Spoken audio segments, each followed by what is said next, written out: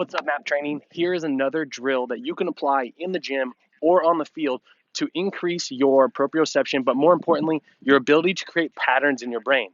There's actually science that proves the more complicated you can exercise, the more brain synapses you can form, and the more complicated movements you're capable of. So the next time you want to run and shoot, switch hands, jump a bunker a guy, and move on, your brain's going to be able and capable of doing that.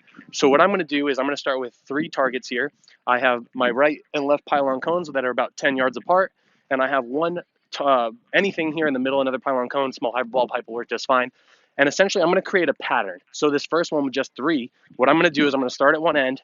My pattern will be to run forward, backtrack back, shuffle step across. So then I'm going to create the same thing from this side. So I'm going to run forward, run back, shuffle, step across. So you see there's multiple steps, and I'm going to keep that pattern going between these 3 targets, and that's going to create multiple patterns in my head. So I have to remember, when am I going forward, when am I running back, when am I shuffle stepping, to create those new brain synapses and keep me more coordinated.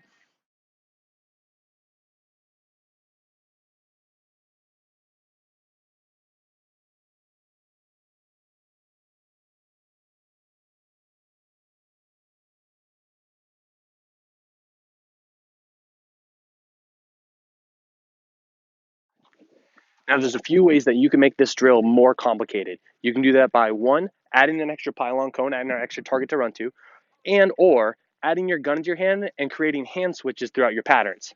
So the way I'm going to do this is I've added the pylon cone here in the front, each about 10 yards apart, and I'm going to create a pattern with hand switches as well. So if I start from this back pylon cone, I'm going to run forward right-handed, back to the center left-handed, forward left-handed, I'm switching here again, back right-handed, and then all the way across. So when I get to this pylon cone, it's going to be the exact opposite.